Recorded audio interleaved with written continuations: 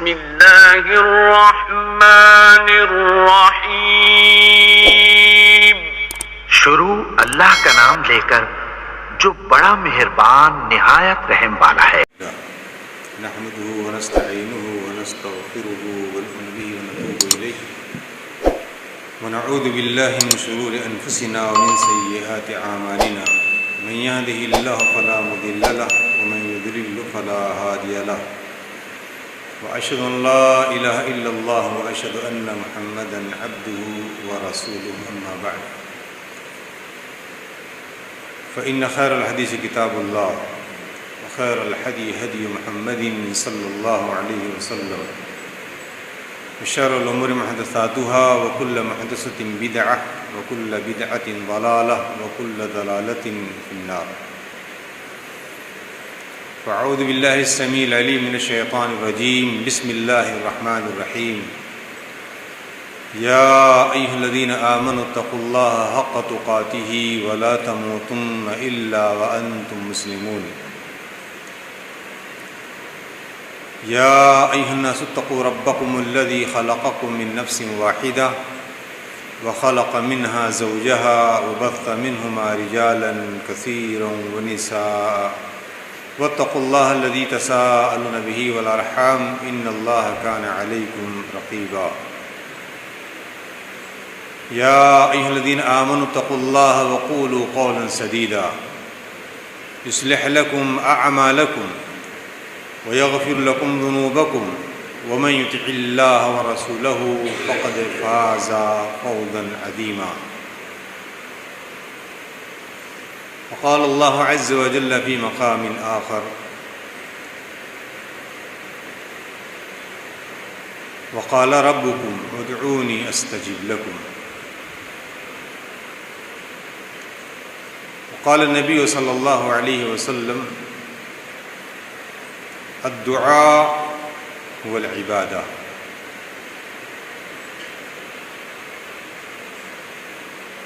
صدر جلسہ معزز و مکرم علماء کرام،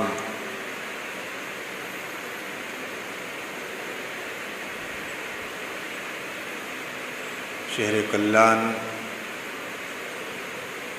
اور دیگر جگہوں سے تشریف لائے ہوئے حاضرین و حاضرات،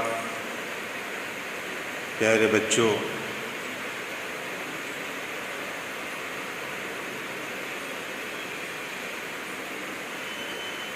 یہ ہم تمام کے لیے نہایت ہی خوش بختی کا باعث ہے۔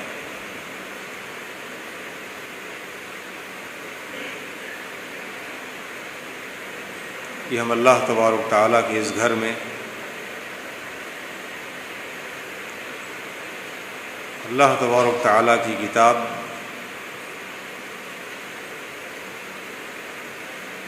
اور اللہ کے نبی جناب محمد رسول اللہ صلی اللہ علیہ وسلم کی احادیث شریفہ اور آپ کے اصحاب کے آثار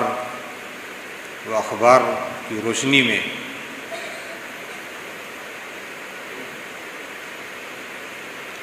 اسلامی تعلیمات سے متعلق گفتگو یہاں سماعت کریں گے۔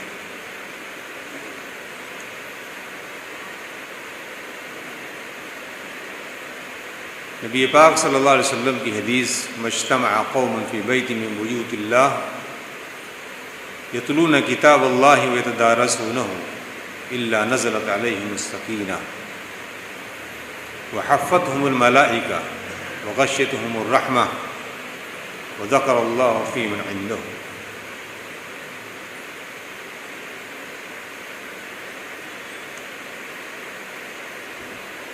قوموں میں سے ایک قوم یا کوئی قوم جو اللہ کے گھر میں جمع ہو، اللہ کے کسی گھر میں جمع ہو، اور روئے زمین پر اللہ کی مسجدیں ہیں جو کائنات کی سب سے پسندیدہ اور محبوب جگہیں ہیں،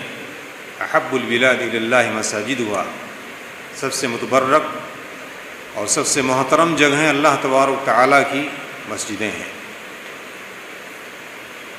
جو لوگ اللہ تبارک تعالیٰ کی اس گھر کے اندر جمع ہوں، اللہ کی کتاب کی قرأت ہو، اس کا پڑھنا ہو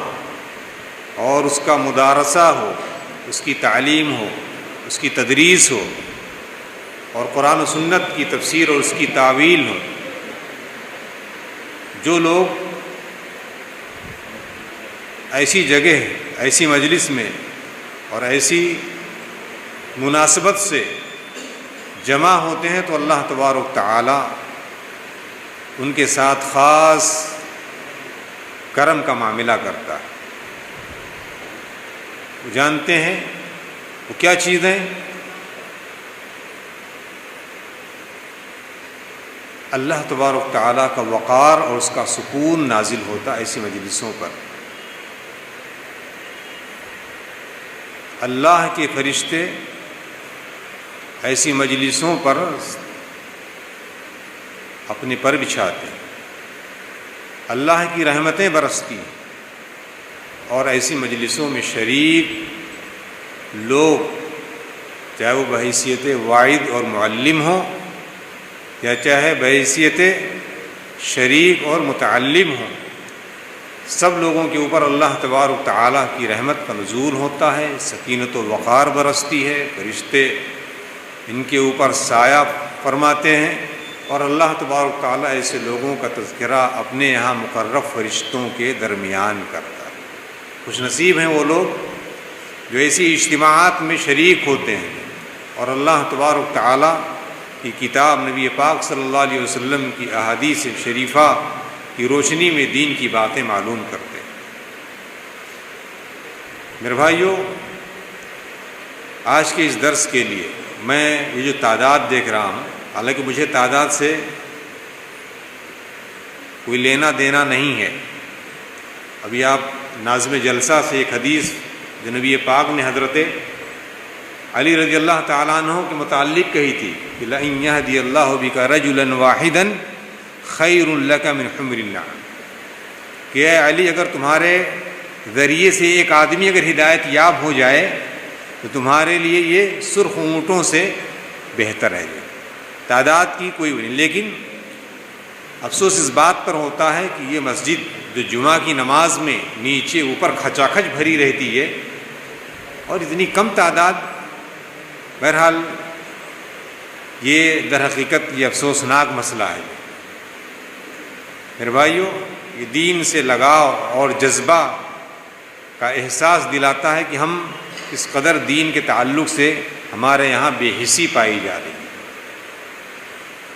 دوستو، آج کے اس جلسے کے لیے میں نے جو عنوان متعین کیا ہے وہ ایک اہم عنوان ہے، اور وہ اہم عنوان جو ایک اہم عبادت ہے، اور بلکہ یوں کہہ لیجئے کہ نبی پاک صلی اللہ علیہ وسلم کی اس حدیث کی روشنی میں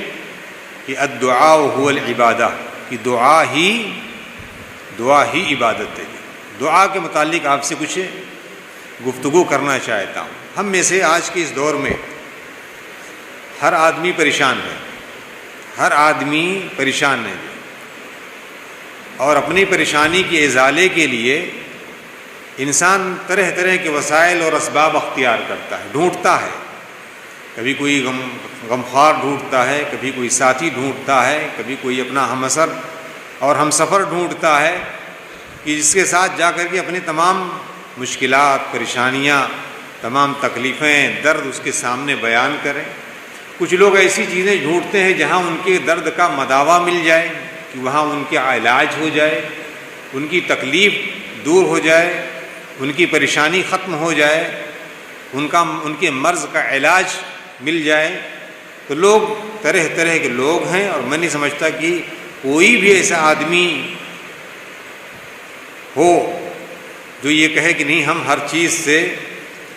چیز سے بری ہیں، ہر چیز سے پاک ہیں، ہمارے پاس نہ کوئی غم ہے، نہ ہم ہے، نہ کوئی حزن ہے، نہ ملال ہے، نہ کوئی ہم اضطراری کیفیت پر مبتلا ہیں۔ کوئی بھی آدمی شاید ایسا نہ ہو۔ میرے بھائیو، جب یہ چیز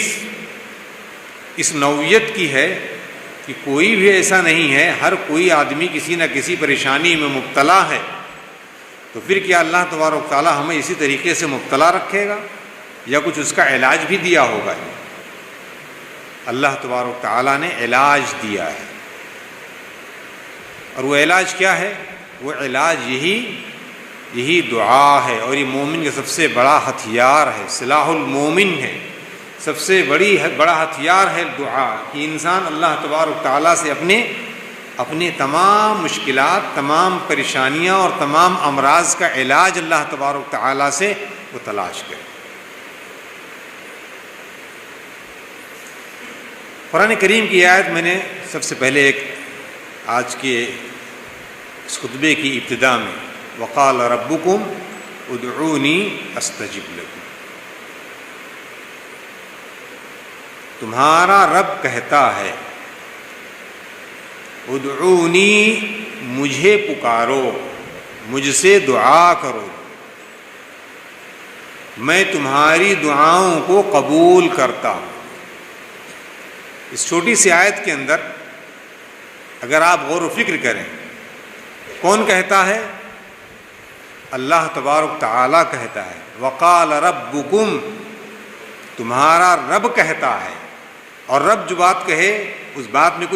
اس کی سچائی ہونے میں کوئی شبہ ہے یا اس کے واقع ہونے میں کوئی شبہ ہے؟ نہیں ہے۔ ایک مومن کبھی بھی اس سلسلے میں کوئی شبہ نہیں کر سکتا ہے کہ اللہ تبارک تعالیٰ کوئی بات کہے اور اس کے اندر کسی نوعیت کا کوئی شبہ ہو، ایسا نہیں ہے۔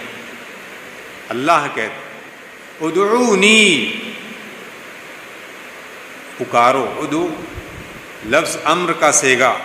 اور امر کا صیغہ یہ وجوب پر دلالت کرتا ہے۔ معنی یہ ہوا کہ آدمی کے لیے ضروری ہے کہ وہ اللہ تبارک تعالیٰ، آدمی کے اوپر یہ واجب ہے کہ وہ اللہ تبارک تعالیٰ کو پکارے۔ کسے پکارے؟ اللہ کو پکارے۔ اور جب یہ کہہ دیا گیا کہ مجھے پکارو، اس کا معنی یہ ہے کہ میرے علاوہ کسی دوسرے کو مت پکارو، اس لیے کہ دعا یہ صرف اور صرف یہ اللہ، دعا عبادت ہے اور عبادت کا حقدار صرف مولا ہے، صرف اللہ تبارک تعالیٰ، اس کے علاوہ کوئی دوسرا عبادت کا حقدار نہیں ہے۔ اگر ہم دعا کو عبادت مانتے ہیں، اور کیوں نہ مانیں، ہمارے نبی نے بتلایا کہ دعا عبادت ہے، تو اب ہمارے لیے ضروری قرار پایا کہ ہم اللہ تبارک تعالیٰ ہی سے مانگیں گے۔ ادعونی، مجھ سے دعا کرو، مجھ سے مانگو۔ اور جب ہم اللہ تبارک تعالیٰ سے مانگیں گے تو ایسا نہیں کہ ہم یہ سمجھ لیں کہ نہیں پتہ نہیں اللہ قبول کرتا ہے کہ نہیں کرتا ہے، پتہ نہیں میری بات سنتا ہے کہ نہیں سنتا ہے۔ نہیں، اللہ کہتا ہے استجب لکم، میں تمہاری دعا کو قبول کروں، یہ گارنٹی ہے۔ اسی لیے کوئی بھی آدمی یہ نہ کہے کہ میری دعا قبول ہوتی ہے یا قبول نہیں ہوتی ہے۔ بہت سارے لوگ آپ کو ایسے بھی ملیں گے جو کہتے نظر آئیں گے، کہیں کہ میں بہت تھک گیا دعا کرتے، ارے اللہ کے بندے، عبادت کرتے کرتے تھک گیا؟ عبادت کرتے کرتے کبھی آدمی کو تھکنا نہیں ہے۔ اللہ نبی پاک صلی اللہ علیہ وسلم وَعْبُدْ رَبَّكَ حَتَّى يَأْتِيَكَ الْيَقِينُ، تم اس وقت تک عبادت کرو۔ کس کی عبادت کرو؟ اپنے رب کی عبادت کرو، یہاں تک کہ آپ کو آپ کی موت آ لے۔ یعنی انسان جب تک دنیا میں زندہ ہے اس وقت تک اس کو عبادت کرنی ہے، ہر حال میں، جب تک، اور جس نوعیت کی اس کے پاس طاقت اور قوت ہے۔ جو اگر انسان کھڑے ہونے کی طاقت رکھتا ہے تو کھڑے ہو کر کے اللہ کی عبادت کرے گا، نہیں کھڑے ہو کر کے عبادت کر سکتا ہے، بیٹھنے کی طاقت ہے تو بیٹھ کر اللہ کی عبادت کرے گا، بیٹھ کر کے عبادت نہیں کر سکتا ہے، اپنے جم پر، بازو پر اگر عبادت کر سکتا ہے تو بازو پر کرے گا، چت کر سکتا ہے تو چت کرے گا، پٹ کر سکتا ہے تو پٹ کرے گا، کسی صورت میں معاف نہیں ہے۔ جو آج دیکھیں اہم عبادت اسلام کی نماز، آج کتنے لوگ ہیں بیچارے جو اس کے غفلت کا شکار ہیں جو، اور وہ بھول گئے ہیں کہ اس نماز کی کتنی اہم، اس اسلام میں نماز کی کتنی اہمیت بتلائی گئی ہے۔ قرآن کریم کی آیات کی روشنی میں اور نبی پاک صلی اللہ علیہ وسلم کی احادیث شریفہ کی روشنی میں. لیکن آج اس نماز جیسی اہم عبادت سے بھی ہم غافل ہیں. اور یا پھر انسان معمولی بیماری میں بھی انسان نماز یا معمولی مشغولیت کی وجہ سے انسان نماز کو ترک کر دیتا. نبی پاک صلی اللہ علیہ وسلم کی وہ زندگی کی وہ آخری 5 ایام جو جمعرات، جمعہ، سنیچر، اتوار، پیر، جب آپ کی روح قبض ہوتی ہے، جانتے ہیں کہ ان ایام کے اندر آپ کی حالت کیا تھی؟ کہ آپ نماز کے لیے سوچیے، آپ کا گھر مسجد نبوی سے ملا ہوا حجرہ مبارک آپ کا، لیکن اس کے باوجود بھی اتنی سخت نہیں تھی کہ آپ نماز کے لیے حاضر ہو پاتے، لیکن اپنی بیوی حضرت عائشہ سے کہا کہ مرو ابا بکر صلی بالناس، ابو بکر کو کہو کہ لوگوں کو نماز پڑھائیں. طویل واقعہ ہے. حضرت عائشہ رضی اللہ تعالیٰ عنہ کہتی ہیں کہ اللہ کے نبی، میرے ابا بہت نرم دل ہیں، آپ کی جگہ پر مصلی پر کھڑے ہوں گے تو لوگ رونے کے علاوہ اور کچھ نہ سمجھ پائیں گے، کچھ نہ سن پائیں گے. 1 بار کہا، 2 بار کہا، 3 بار کہا. اللہ کے نبی صلی اللہ علیہ وسلم نے ان سے کہا کہ نہیں، ابو بکر کو کہو کہ وہ نماز پڑھائیں. اور اللہ کے نبی صلی اللہ علیہ وسلم کی اس حکم پر جب ابو بکر نماز کے لیے پہنچتے ہیں تو اللہ کے نبی صلی اللہ علیہ وسلم کو یہ فاقہ محسوس ہوا تو آپ حضرت علی رضی اللہ تعالیٰ عنہ اور حضرت فضل بن عباس رضی اللہ تعالیٰ عنہ کے کندھے پر سوار ہو کر کے، لد کر کے آپ جو ہے نماز میں حاضر ہوتے ہیں. حضرت عائشہ فرماتی ہیں یتخطى قدما، کہ اللہ کے نبی صلی اللہ علیہ وسلم کے قدم زمین پر خط کھینچ رہے ہیں، یعنی چلنے کی طاقت نہیں، پیر گھسٹ رہا ہے. یہ نماز جیسی اہم عبادت. تو اللہ فرماتے ہیں کہ ادعونی استجب لکم، کہ مجھے پکارو میں تمہاری پکار سنوں گا. اللہ تبارک تعالیٰ فرماتے ہیں وَإِذَا سَأَلَكَ عِبَادِ أَنِّي فَإِنِّي قَرِيب. وَإِذَا سَأَلَكَ عِبَادِي أَنِّي فَإِنِّي قَرِيب. اور جب آپ سے سوال کیا جائے، یعنی میرے بندے جب آپ سے سوال کریں، فَإِنِّي قَرِيب، تو میں قریب ہوں. کیا معنی قریب؟ قریب کا معنی یہ ہے کہ ہمیشہ سامنے آپ کی حاجت پوری کرنے کے لیے تیار ہوں. جو فَإِنِّي قَرِيب أُجِيبُ دَعْوَةَ الدَّاعِ، میں پکارنے والے کی پکار کو سنتا ہوں، اس کو پورا کرتا ہوں. اذا دعان، کب؟ جب مجھے پکارتا ہے. یعنی گویا کہ معنی یہ ہوا کہ آدمی کو چاہیے کہ اللہ تبارک تعالیٰ کی وہ عبادت کرے اور اللہ تبارک تعالیٰ سے وہ دعا کرے، جو ہے مانگے، جو اس کی مشکل ہے، جو پریشانی ہے، اللہ تبارک تعالیٰ کے سامنے اپنی مشکل اور اپنی پریشانی وہ رکھے. جو ہے میرے بھائیو، فَلْيَسْتَجِيبُوا لی وَلْيُؤْمِنُوا بِی، تو آدمی کو چاہیے کہ اللہ تبارک تعالیٰ سے دعا کرے. مجھے جب دعا کی جائے گی تو مجھے وہاں آدمی موجود پائے گا، یعنی اس کی حاجت روائی کے لیے، اس کی مشکل کشائی کے لیے میں وہاں پر موجود رہوں گا، اور اس کی تمام چیزوں کی اللہ تبارک و تعالیٰ آپ کے حل پیش کر دے گا. اسی لیے میرے بھائیوں، ہمیں چاہیے کہ ہم اللہ تبارک تعالیٰ سے ہم دعا کریں. اب رہا مسئلہ کہ دعا قبول کب ہوتی ہے، ہماری دعاؤں کی سنوائی کب ہوتی ہے، اس کے شروط کیا ہیں؟ بہت ساری شرطیں ہیں. جو وقت اتنا موسع نہیں کہ ان تمام چیزوں پر روشنی ڈالی جائے، لیکن کچھ خاص نکات پر بحث کی جائے گی. جو سب سے پہلی چیز یہ ہے کہ آدمی موحد ہو، توحید والا ہو. توحید والے کی دعا اللہ تبارک تعالیٰ کے یہاں قبول کی جاتی ہے. جو کفر کرنے والا ہو، جو شرک کرنے والا ہو، جو بدعت انجام دینے والا ہو، ایسے آدمی کی دعا اللہ تبارک تعالیٰ کی بارگاہ میں قبول نہیں ہوتی. اسی لیے کیا کہا اللہ تبارک تعالیٰ؟ وَإِذَا سَأَلَكَ عِبَادِي عَنِّي فَإِنِّي قَرِيب، کہ جب بندہ مجھ سے سوال کرتا ہے، جب مجھ سے سوال کرتا ہے تو میں قریب ہوں. تو جب اللہ تبارک تعالیٰ سے کوئی آدمی سوال کرے، اس کا معنی یہ ہے کہ اس میں کسی دوسرے سے سوال نہ کرے، کسی دوسرے سے سوال نہ کرے۔ ادعونی استجب لکم، مجھ سے دعا کرو۔ اب کوئی آدمی اللہ تبارک تعالیٰ کو چھوڑ کر کے کسی دوسرے کے پاس چلا جائے، چاہے وہ اولاد طلبی کے لیے، چاہے بیماری سے شفا یابی کے لیے، یا اپنی مشکل کشائی کے لیے، یا بزنس تجارت اور ان تمام چیزوں میں جو ہے برکت کے لیے، اگر کوئی آدمی دوسرے کا سہارا لیتا ہے یا دوسرے کے پاس جاتا ہے تو گویا کہ وہ آدمی موحد نہیں ہے، اور ایسے آدمی کی دعا اللہ تبارک تعالیٰ کے لیے اللہ تبارک تعالیٰ کے ہاں قابل قبول نہیں ہے۔ تو ہمیں چاہیے کہ ہم سب سے پہلے موحد بن جائیں گے،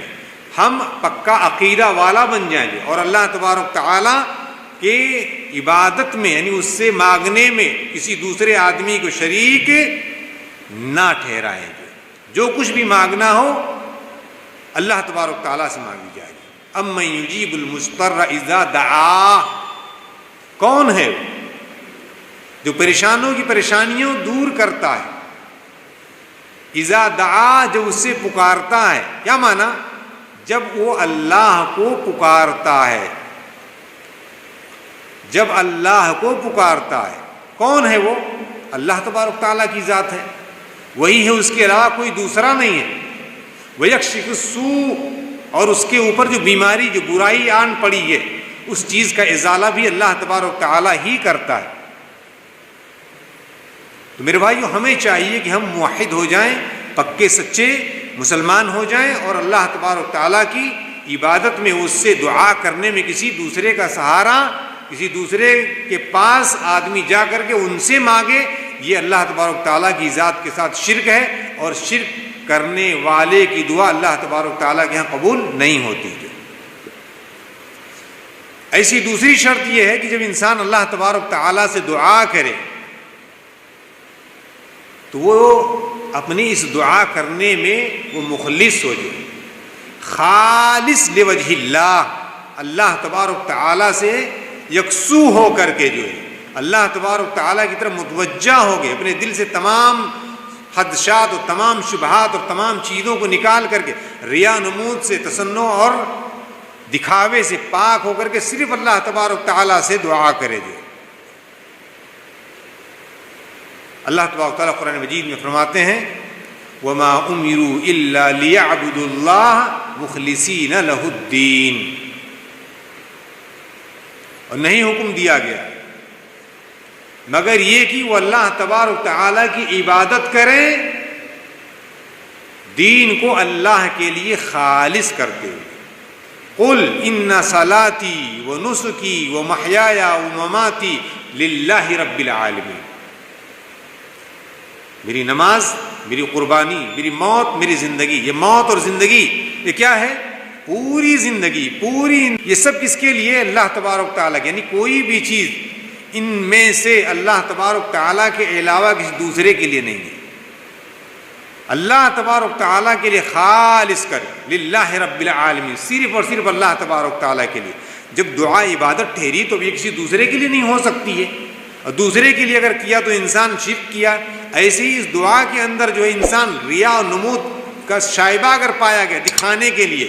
کہ آدمی ہاتھ اٹھائے بہت دیر تک دعا کر رہی، فلاں دے رہا، فلاں بہت دعا کرنے والا ہے، جو اگر یہ انسان کے نفس کے اندر آ گئی یہ بات تو یہ سمجھ لیجئے کہ وہ دکھانے سے اس کی دعا اللہ تبارک تعالیٰ کے یہاں قبول نہیں کی جائے، اسے نماز قبول نہیں ہوگی، ایسی اسی طریقے سے دعائیں اللہ تبارک تعالیٰ کے یہاں قبول نہیں ہوں گی۔ تو میرے بھائیو، یہ چاہیے کہ اللہ تبارک تعالیٰ سے دعا کرے تو خالص لوجہ اللہ، یکسو ہو کر کے اللہ تبارک تعالیٰ سے دعا کرے۔ ایسی ہی دعا کی قبولیت کے لیے ایک تیسری شرط یہ ہے کہ وہ اللہ کے اسماء اور اس کے صفات کا سہارا بھی لے لے، یعنی معنی یہ ہے کہ اللہ تبارک تعالیٰ کی ذات سے وہ دعا کرے، جو کسی اور چیز کا سہارا نہ لے۔ جو اللہ تبارک تعالیٰ فرماتے ہیں، کہتے ہیں وَلِلَّهِ الْأَسْمَاءُ الْحُسْنَى فَادْعُوهُ بِهَا وَذَرُوا الَّذِينَ يَلْحِدُونَ فِي أَسْمَائِهِ وَذَرُوا الَّذِينَ يُلْحِدُونَ فِي أَسْمَائِهِ، کہہ رہے ہیں کہ اللہ تبارک تعالیٰ سے دعا کرو اس کے نام کے ذریعے سے، وَلِلَّهِ الْأَسْمَاءُ الْحُسْنَى فَادْعُوهُ بِهَا، اللہ تبارک تعالیٰ کے اچھے اچھے نام ہیں، ان ناموں کے ذریعے سے اللہ تبارک تعالیٰ کو پکارا جائے جو، اور جو لوگ اللہ تبارک تعالیٰ کے ناموں میں الحاد کا شکار ہیں جو، یعنی بہت سارے نام اللہ تبارک تعالیٰ کے ایسے جوڑ دیے ہیں جو اللہ تبارک تعالیٰ کے اسماء میں سے نہیں ہیں جو، بہت سارے لوگ، ایک الگ بحث ہے کہ اللہ تبارک تعالیٰ کے اسماء کون کون سے ہیں، جیسے آج بہت سارے لوگ گاڈ ہے، ایشور ہے، پرمیشور ہے، اور کیا کیا چیزیں جو ہے لوگ اللہ کے نام سے جوڑتے ہیں کہ یہ بھی اللہ کے نام ہیں جو، یہ اللہ کے نام نہیں ہے، اللہ نے اپنے لیے ان کو پسند نہیں کیا ہے، یہ لوگوں نے رکھا ہوگا تو رکھا ہوگا، اور اللہ کون انسان کی یہ کیا بس ہے کہ وہ اللہ تبارک تعالیٰ کو وہ نام رکھے۔ تو اللہ تبارک تعالیٰ کے اسماء اور صفات کے ذریعے سے دعا کی جائے جو، اب آپ جانتے ہیں کہ اللہ کے للہ 99 اسما، اللہ کے 99 نام ہیں جو، ان 99 ناموں کے ذریعے سے اللہ تبارک تعالیٰ سے دعا کی جائے، تو اللہ تو سمیع ہے، اللہ تو بصیر ہے، تو اللہ تو غفور الرحیم ہے، تو بخش دے، تو عطا کر، اللہ تو معطی دینے والا ہے، اللہ تو نافع ہے، ان تمام چیزوں کے ذریعے سے اللہ تبارک تعالیٰ سے دعا کی جائے، اللہ کے اسماء حسنہ کے ذریعے سے دعا کی جائے۔ میرے بھائیو، وہیں پر جب انسان خالص لوجہ اللہ تبارک تعالیٰ سے دعا کرتا ہے تو اللہ تبارک تعالیٰ اس کی دعا کو قبول کرتا ہے۔ آج ہمارے یہاں بہت سارے لوگ یہ سمجھتے ہیں کہ ہم دعا کرتے کرتے تھک گئے، ہماری دعا قبول نہیں ہوئی۔ دیکھیں، یہ آپ پہلے اپنے دل کے اندر یہ بات آپ موجزن کر لیں اور اس چیز کو اپنے دل کے اندر بٹھا لیں کہ دعا کبھی رد نہیں ہوتی ہے۔ نبی پاک صلی اللہ علیہ وسلم کی حدیث ہے کہ اللہ تبارک تعالیٰ کیا ہے، نبی پاک صلی اللہ علیہ وسلم فرماتے ہیں ان ربکم تبارک و تعالی حی کریم یستحی من عبدہ اذا رفع یدیہ الیہ، کہ اللہ تبارک تعالی حی ہے۔ آپ آیت الکرسی پڑھتے ہیں، اس کے اندر آتا ہے الحی القیوم، کہ اللہ تبارک تعالی ہمیشہ سے ہے اور ہمیشہ رہنے والا ہے، اور وہیں پر اللہ کی ایک صفت یہ ہے کہ حی ہے، یعنی اللہ بہت زیادہ شرم کرنے والا، کریم، اللہ تبارک تعالی بہت کریم ہے۔ یستحی من عبدہ اذا رفع یدیہ الیہ، اللہ کو شرم آتی ہے کہ جب بندہ اس کی طرف ہاتھ اٹھائے کہ اس کو اللہ تعالی یردہما، کہ اللہ تبارک تعالیٰ انہیں لوٹا دے صفراً خالی ہاتھ نہیں۔ اللہ تبارک تعالیٰ کے سامنے جب کوئی بندہ ہاتھ اٹھاتا ہے، اسی لیے یہ دلیل دی جاتی ہے کہ دعا کی قبولیت کے لیے ہاتھ کا اٹھانا بھی ضروری ہے، لیکن کہاں اٹھائے گا؟ جہاں جہاں اللہ کے نبی صلی اللہ علیہ وسلم نے اٹھایا ہے وہیں اس کو اٹھانا ہے، دوسری جگہوں پر نہیں ہے، الا کہ کچھ حاجات اور ضروریات انسان کے ہوں، اور وہاں پر اگر دعا کرتا تو اللہ تبارک تعالیٰ سے وہ دعا کرے اور اپنے ہاتھوں کو بلند کرے دے۔ تو میرے بھائیو، اللہ تبارک تعالیٰ حی ہے، یعنی شرم حیا اللہ تبارک تعالیٰ کی جو ہے، اللہ شرم کرتا ہے کہ بندہ ہاتھ اٹھائے اور اللہ تبارک تعالیٰ اس کے ہاتھ کو یوں ہی ایسے ہی لوٹا دے، اللہ تبارک تعالیٰ ایسا نہیں کرتا ہے۔ اسی لیے میرے بھائیو، ہمیں چاہیے کہ ہمیشہ اللہ تبارک تعالیٰ سے دعا کرنی چاہیے، اور کبھی بھی یہ نہ کہے کہ کرتے کرتے تھک گیا، یہ اتنی دعا کی لیکن ہماری دعا قبول نہیں کی گئی، دعا لوٹا دی گئی، نہیں، دعا کبھی لوٹائی نہیں جاتی، اور اللہ تبارک تعالیٰ کو شرم آتی ہے کہ آپ کی دعا کو یوں ہی ایسے ہی لوٹا دیجیے۔ ایسی دعاؤں کی قبولیت کے لیے ایک شرط یہ ہے کہ اللہ کے نبی صلی اللہ علیہ وسلم پر درود و سلام بھیجے، درود پڑھے جو۔ اللہ کے نبی صلی اللہ علیہ وسلم کی حدیث ہے کل دعا محجوب حتی تصلی علی النبی، کہ ہر دعا وہ چھپی ہوئی ہے جب تک کہ اللہ کے نبی صلی اللہ علیہ وسلم کے اوپر درود نہیں پڑھا جاتا جو۔ تو ہمیں چاہیے کہ دعا کرتے ہوئے درود و سلام بھی پڑھنا چاہیے۔ جو درود ابراہیمی ہے، اس درود ابراہیم کے واسطے اور اس کے ساتھ ساتھ جو ہے ہمیں دعا کرنی چاہیے اللہ تبارک و تعالیٰ سے، یہ دعا کی قبولیت کی شرطوں میں سے ایک شرط ہے۔ ایسی ہی دعا کی قبولیت کے لیے شرط یہ ہے کہ انسان قبلہ رخ متوجہ ہو جائے۔ آج بہت سارے لوگ دیکھیں گے کہ دوسری طرف متوجہ ہو جاتے ہیں، یا کبھی مسجد کے کسی کونے کی طرف کھڑے ہو کر کے وہ دعا کرنے لگتے ہیں، یا جب انسان دعا کرتا تو قبروں کی طرف رخ کر کے لوگ دعا کرتے ہیں، جنازے میں شریک ہوتے ہیں لوگ دعا کرتے ہیں تو وہاں بھی اس طریقے سے کرتے ہیں۔ نہیں، سنت طریقہ یہ ہے کہ انسان قبلہ رخ دعا کرے۔ آئیے دیکھیے حضرت عمر بن خطاب رضی اللہ تعالیٰ فرماتے ہیں کہ لما کان یوم بدر نظر رسول اللہ الی المشرکین وهم الف، کہ اللہ کے نبی صلی اللہ علیہ وسلم نے جب دیکھا کہ بدر کے موقع سے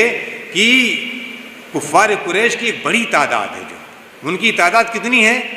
1000 تھی، اور اپنے مسلمانوں کی تعداد، صحابہ کرام کی تعداد 313 تھی جو ہے۔ اب اس کے بعد جب اللہ کے نبی صلی اللہ علیہ وسلم نے دیکھا کہ کہاں 1000 اور کہاں جو ہے یہ 313، ان کے مقابل میں مسلمانوں کی نفر بہت کمزور ہے، بہت قلیل مقدار میں، بہت کم ہیں یہ لوگ، تو کیا کہتے ہیں اللہ کے نبی صلی اللہ علیہ وسلم فاستقبل النبی القبلہ، اللہ کے نبی صلی اللہ علیہ وسلم قبلہ کی طرف متوجہ ہو گئے، متوجہ ہو گئے، اللہ کے نبی صلی اللہ علیہ وسلم قبلہ کی طرف متوجہ ہو گئے، اور آپ نے وہاں پر دعا کی اور کہا کہ اللہ تبارک تعالی تو نے جو مجھ سے وعدہ کیا ہے اس وعدے کو تو اللہ پورا کر دے گا۔ یہ چھوٹی سی جماعت جو آج تیرے دین کی سربلندی کے لیے، اسلام کی اعلاء کے لیے جو آئی ہوئی ہے، اگر یہ آج مار دی گئی تو پھر قیامت تک تیرا نام لینے والا کوئی بچے گا نہیں۔ جو قبلہ رخ ہو کر کے اللہ کے نبی صلی اللہ علیہ وسلم اللہ تبارک تعالیٰ سے گریہ جاری کر رہے ہیں، رو رہے ہیں، اور آپ کو یہ پتہ نہیں ہے کہ آپ کی چادر مبارک جو ہے آپ کے بدن سے سرک رہی ہے، جو ہے حضرت ابوبکر صدیق رضی اللہ تعالیٰ نے اٹھا کر کے آپ کے کندھے پر ڈال لیں، یعنی اتنا زیادہ انہماک جب انسان دعا میں پیدا کرے گا تو اس دعا کے لیے جو ہے اللہ تبارک تعالیٰ قبولیت کی جو ہے وہ صورتیں پیدا کرتا ہے۔ جو اسی طریقے سے ہاتھ کا اٹھانا، حدیث گزر چکی کہ اللہ تبارک تعالیٰ کو شرم آتی ہے جب بندہ اپنے ہاتھ اٹھاتا ہے کہ ان دونوں ہاتھوں کو اللہ تبارک تعالیٰ صفر واپس کر دے، یعنی کہ اس کی دعا کو قبول نہ کرے، اللہ تبارک تعالیٰ کو شرم آتی ہے۔ جو تو قبلہ رخ متوجہ ہو کر کے اپنے دونوں ہاتھوں کو بلند کر کے جب انسان دعا کرتا ہے تو اللہ تبارک تعالیٰ اس کی دعا کو قبول کرتا ہے۔ اسی طریقے سے جب انسان دعا کرے تو دعاؤں کی قبولیت کے لیے ایک شرط یہ ہے کہ جب دعا کرے تو دل سے دعا کرے، اور اسے یہ یقین ہو کہ اللہ تبارک تعالیٰ میری دعا قبول کرے گا۔ جو آج بہت سارے لوگ دعا ایسے کرتے ہیں، اللہ اگر تو چاہے تو سن لے، اللہ تیری مرضی ہے، جو ہے میں تو بہت مانگتا ہوں لیکن اللہ تیری مرضی ہے، جو ہے یعنی اس نوعیت کے الفاظ لوگ اپنے زبان سے ادا کرتے ہیں، یہ مناسب نہیں ہے۔ جو ہے آپ اللہ تعالیٰ سے دعا کریں تو آپ کو یقین ہو کہ میری دعا قبول ہوگی، وہ لوٹائی نہیں جائے گی۔ جو اور نہ شرط لگائیں کہ اللہ تو چاہے تو بخش دے، تو چاہے تو مجھے دے، تو چاہے تو بیماری سے۔ جو ہے دیکھیں کبھی بھی دعا کرے انسان تو چاہیے کہ وہ اللہ تبارک تعالیٰ پر یقین رکھے اور اس دعا کی قبولیت پر یقین رکھے۔ اللہ کے رسول فرماتے ہیں ادعوا اللہ وانتم موقنون بالاجابہ، اور جب تم دعا کرو تو اللہ تبارک تعالیٰ سے دعا کرو، اور جب تم دعا کرو تو اس دعا کی قبولیت کا یقین رکھو۔ وَاعْلَمُوا أَنَّ اللَّهَ لَا يَسْتَجِيبُ دُعَاءً مِّن قَلْبٍ لَاهٍ غَافِلٍ، کہ اللہ تبارک تعالیٰ کسی ایسے دل سے جو یوں ہی ایسے ہی دعا کرتا ہے، بغیر من کے دعا کرتا ہے، یا دل اس کا لگ نہیں رہا، بس یوں ہی ہاتھ اٹھائے ہوئے ہے، کبھی دائیں دیکھ رہا ہے کبھی بائیں دیکھ رہا ہے، کبھی یہاں دیکھ رہا ہے کبھی وہاں دیکھ رہا ہے، نہیں، اس غافل دل سے دعا نہ کرو، اللہ تبارک تعالیٰ سے دعا کرو تو آپ متوجہ ہو کر کے اللہ تبارک تعالیٰ کی طرف یکسو ہو کر کے دعا کرو، خالص ہو کر کے اللہ سے دعا کرو، اور اس دعا کی قبولیت پر آپ کو چاہیے کہ یقین ہونی چاہیے کہ اللہ تبارک تعالیٰ اس دعا کو قبول کرے گا۔ اسی لیے جزم کے ساتھ، قوت کے ساتھ جو ہے آدمی دعا کرے۔ اللہ کے نبی صلی اللہ علیہ وسلم کی ایک حدیث ہے، فرماتے ہیں کہ لا یقولن احدکم اللہم اغفر لی ان شئت،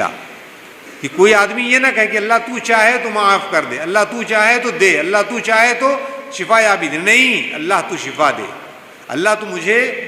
میری پریشانی سے تو نجات دے دے، اللہ جو حزن و ملال میں مبتلا ہوں اللہ تو اس چیز سے تو مجھے نکال دے، جو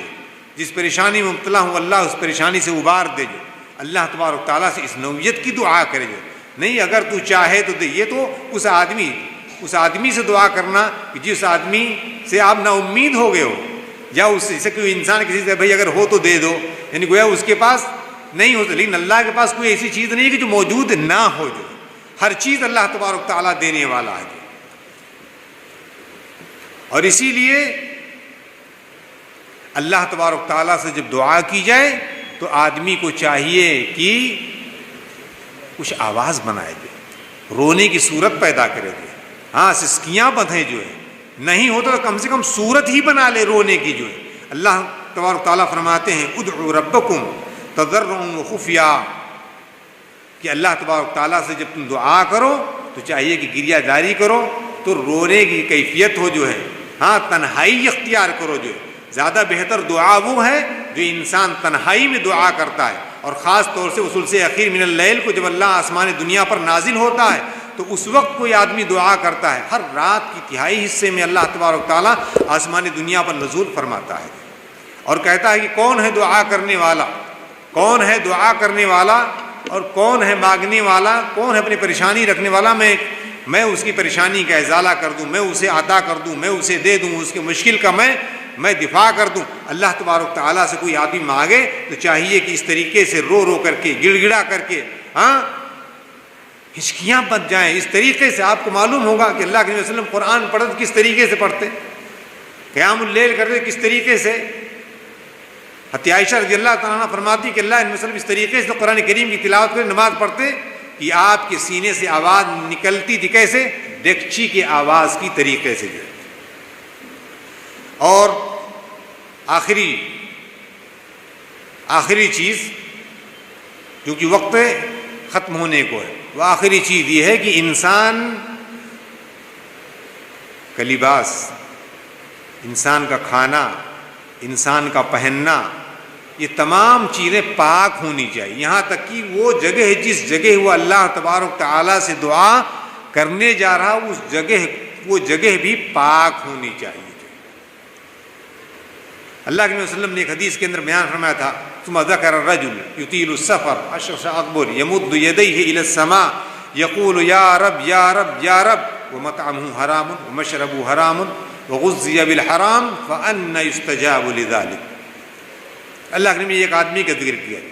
جو دور دراز کے سفر کر کے آتا ہے، بال بکھرے ہوئے ہیں، لباس پراگندہ ہیں، جو بال پراگندہ ہے، لباس گندے ہیں جو، اور ہاتھ اٹھاتا ہے اللہ تبارک۔ دیکھو مسافر کی دعا قبول کی ہوتی ہے، دعاؤں کی قبولیت میں اگر کوئی سفر پہ جائے تو اس سے کہا جا سکتا ہے۔ اللہ کے نبی صلی اللہ علیہ وسلم نے حضرت عمر بن خطاب رضی اللہ تعالیٰ عنہ سے کہا تھا کہ لا تنسانی فی دعائک یا اخی، کہ میرے بھائی اپنی دعا میں نہ بھولنا۔ مسافر کوئی سفر پہ جائے تو اسے دعا کی تلقین کرنی، بھائی اپنی سفر کی دعا میں مجھے یاد رکھنا جو۔ تو دعا کی قبولیت کے لیے یعنی یہ پراگندہ صورت، سفر، یہ تمام چیزیں ہیں، لیکن اگر انسان کا کھانا حرام ہے، پہننا حرام ہے، اور اس کے جسم کی جو چیز غذا بنی ہوئی وہ حرام کی ہے، فَأَنَّى يُسْتَجَابُ لِذَلِكَ، تو اس کی دعا کی قبولیت نہیں ہے۔ جبکہ دعا کی قبولیت کی تمام چیزیں موجود ہیں، یہ بیچارہ پھٹا حال ہے، جو تھکا ہوا ہے، بال پراگندہ ہیں، ایسا آدمی اگر ہمارے کسی کے گھر آ جائے تو ہم ضرور اس کو کھانا کھلا دیں گے، بھئی بیچارہ بہت تھکا ہوا مسافر آیا ہوا ہے۔ لیکن ایسا آدمی وہ رحیم اللہ جس کے پاس 99 رحمتیں ہیں، وہ ایسے آدمی کی دعا کو نکار دیتا ہے، ٹھکرا دیتا ہے۔ کیوں؟ اس لیے کہ اس کا کھانا حرام ہے، اس کا پہننا حرام ہے، اور جسے جسم کا جو چیز غذا بنی ہوئی وہ حرام ہے جو۔ تو اس لیے آدمی کو چاہیے کہ وہ حلال کھائے، حرام سے اجتناب کرے، اور حرام کی بڑی نوعیتیں ہیں، چاہے وہ ربا کی ہو، چاہے وہ سود کی ہو، چاہے وہ حرام بزنس و تجارت ہو، یا وہ بزنس تجارت جس کے بارے میں آپ کو کچھ پتہ ہی نہیں ہے کہ کہاں پیسہ لگایا ہے ہم نے اور کہاں سے پیسہ آ رہا ہے، بس آ رہا ہے اور آدمی کھا رہا ہے اور بس مگن ہے، خوش ہے جو ہے، اور نمازیں بھی پڑھ رہا ہے۔ کچھ لوگ کہیں دے کر کے اور فارغ ہو گئے ہیں نمازوں کے لیے، اور وہ پیسہ جو آ رہا ہے کہاں سے آ رہا ہے انسان کو پتہ ہی نہیں ہے۔ اب وہ نماز کہاں سے قبول ہوگی، وہ دعا کہاں سنی جائے گی اللہ تبارک تعالیٰ کے یہاں جو ہے۔ میرے بھائیوں چاہیے کہ ہم پاک رزق کھائیں۔ اللہ تبارک تعالیٰ قرآن مجید کے اندر فرماتے ہیں یا ایھا الذین آمنوا کلوا من طیبات ما رزقناکم واشکروا للہ، کہ اے ایمان والو پاک رزق کھاؤ جو۔ یا ایھا الرسل کلوا من الطیبات واعملوا صالحا، اے رسولوں کی جماعت، پاک اور رسول کو کہا گیا، سوچئے ان کو بھی کہا گیا کہ پاک کھاؤ جو، واعملوا صالحا، اور نیک عمل کرو۔ پاک کھاؤ گے تبھی نیک عمل کر پاؤ گے، اور اسی وقت جو ہے آپ کی دعائیں قبول ہوں گی، اسی وقت عبادت کے آپ کا ثمرہ اور نتیجہ اچھا ملے گا۔ لیکن اگر یہ چیزیں نہیں رہیں تو آپ کی دعا قبول نہیں ہوگی، اور نہ ہی جو ہے آپ کی دعا قبول ہوگی، نہ آپ کی عبادات قبول ہوگی۔ میرے بھائیو ہمیں چاہیے کہ ہم اللہ تبارک تعالیٰ سے جو دعا کریں ان شروط کے ساتھ کہ ہم توحید پرست ہوں، جو ہے اللہ پر یقین کامل رکھیں، دعا کی قبولیت پر کامل یقین ہو، جو ہے قبلہ رخ منہ متوجہ ہو جائیں، اور اللہ تبارک تعالیٰ سے جو دعا کریں ہم اس دعا کے اندر، اس دعا میں ہمیشہ الہا گریہ داری ہونی چاہیے، رونا ہونا چاہیے، صورت بنانی چاہیے جو ہے، اور ہمیشہ قبلہ رخ ہو کر کے اور یکسو ہو کر کے تنہائی میں، خاص طور سے اچھے مقامات اللہ تبارک تعالیٰ کے گھر،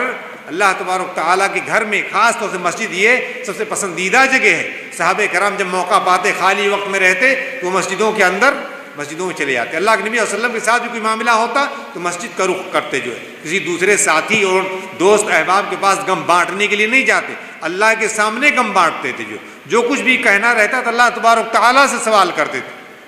اللہم انی اعوذ بک من الہم والحزن واعوذ بک من الجبن والبخل واعوذ بک من غلبۃ الدین وقہر الرجال، یہ سب کس سے مانگا جاتا تھا؟ صرف اللہ تبارک تعالیٰ سے مانگا جاتا تھا اور کسی اور سے سوال نہیں کیا جاتا۔ تو میرے بھائیو ہمیں چاہیے کہ ہم دعا کی اہمیت کو سمجھیں۔ دعا بہت بڑی عبادت ہے، بہت بڑی عبادت ہے۔ یہی عبادت انسان کو دنیا کے اندر نجات دینے والی ہے اور اخروی زندگی کے اندر میں کامیابی و کامرانی عطا کرنے والی۔ تو ہمیں چاہیے کہ ہم اللہ تبارک تعالیٰ سے دعا کریں ان شروط کے ساتھ، جو شروط آپ کے ساتھ اقتدار کے ساتھ رکھی گئی ہیں۔ اللہ تبارک تعالیٰ سے دعا ہے کہ اللہ تبارک تعالیٰ ہمیں خیر کی توفیق عطا فرمائے، ہماری دعاؤں کو قبولیت کا درجہ عطا فرمائے، اور ہم پاک رزق کھا کر کے اللہ تبارک تعالیٰ سے دعا کریں۔ وآخر دعوانا الحمد للہ رب العالمین، وأقول قولی ھذا واستغفر اللہ ربی من کل ذنب فاستغفروہ انہ ھو الغفور الرحیم۔